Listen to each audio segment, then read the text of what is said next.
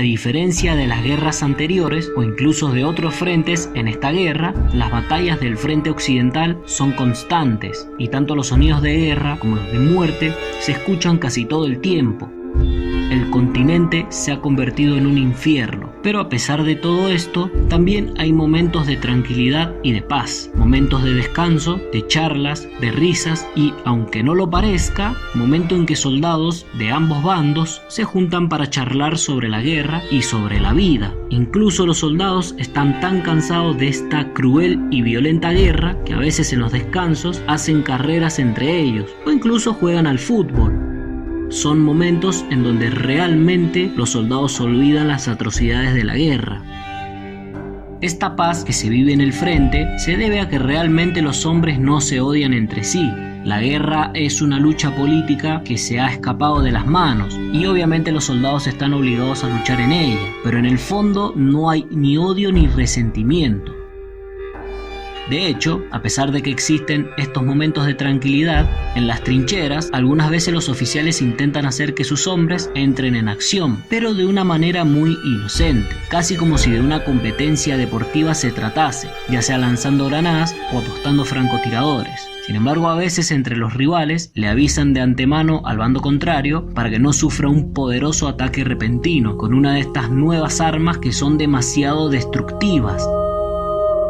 Este concepto de paz en medio de la guerra no se da en todos los lugares. De hecho, depende totalmente del sector en donde están estacionadas las tropas. No se produce en donde operan los regimientos de élite. Ellos tienen sus propias ideas para provocar al enemigo. Saben cómo atacar para romper las rutinas pacíficas de las trincheras, saben cómo obtener información de los prisioneros y saben muy bien cómo alentar la agresividad de los soldados.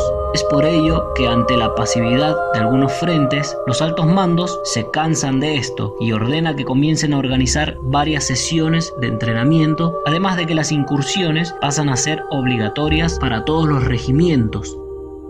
Cuando los altos mandos, los generales y los capitanes hacen acto de presencia de forma muy autoritaria y agresiva en las trincheras, se ponen las cosas claras de una vez por todas, llamando la atención a todos los regimientos para que se dispongan a combatir cuanto antes, sin peros ni excusas. Además, con la ayuda de las incursiones y de los bombardeos, la guerra vuelve a estar presente en lugares en donde antes reinaba la paz.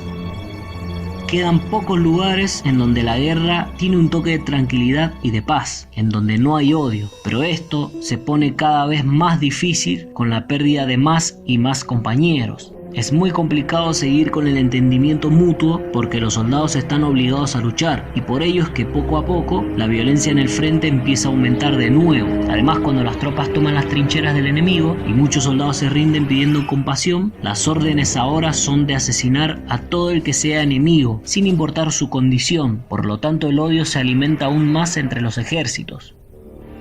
Hay muchos casos en ambos bandos en los que son fusilados luego de haberse rendido. Sin embargo, muchos otros son capturados para ser utilizados como medios propagandísticos de guerra. Y por ello, para cuando terminó el conflicto, existían unos 9 millones de prisioneros. Mientras los alemanes y los franceses luchan en Verdún, en el río Somme se empieza a librar una batalla aún más feroz que en la de Verdún, una en donde los franceses deben jugar un papel principal. Sin embargo, con la batalla de Verdún aún en su apogeo, los británicos tienen la responsabilidad de soportar la mitad del peso de la batalla, mientras que los alemanes continúan luchando en varios frentes al mismo tiempo.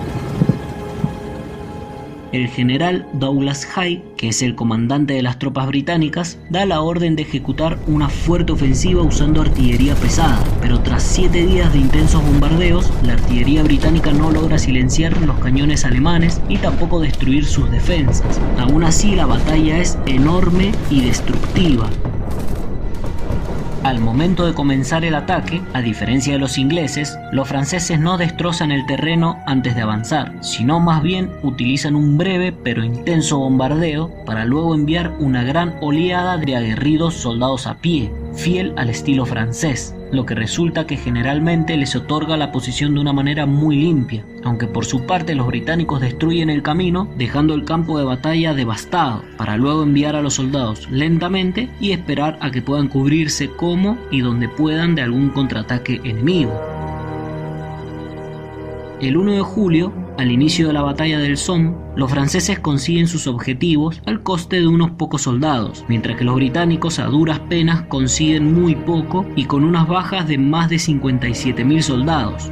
Las pérdidas más grandes sufridas en un solo día en la historia del ejército británico.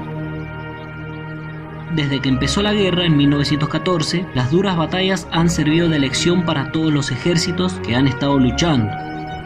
Por ejemplo, los británicos han aprendido cómo hay que hacer para disparar grandes proyectiles por encima de sus compañeros soldados que avanzan para no hacerles daño, y también han aprendido a cómo localizar los cañones enemigos por medio de los destellos, por el sonido y utilizando un cálculo de trigonometría, además de que ya saben cómo destruirlos. Los británicos se centran bastante en aprender de los errores para mejorar la calidad de las municiones, las espoletas, los cañones y también de los artilleros, pues entienden que tanto el mundo como la manera de luchar una guerra ya ha cambiado, mientras que los alemanes confían más en una infantería valiente, bien capacitada, una que siempre debe ir al frente y que tiene que proceder por iniciativa propia. La batalla del Somme es una de las más violentas y sangrientas de esta guerra. Termina a inicios de noviembre de 1916 y lo hace con más de 500.000 de bajas por cada bando, una gran cantidad de pérdidas de vidas humanas a cambio de obtener muy poco. Sin embargo, pocos días más tarde comenzaría otra batalla en el norte de Francia, en Cambrai, el lugar en donde por primera vez se emplearían los tanques de guerra a gran escala.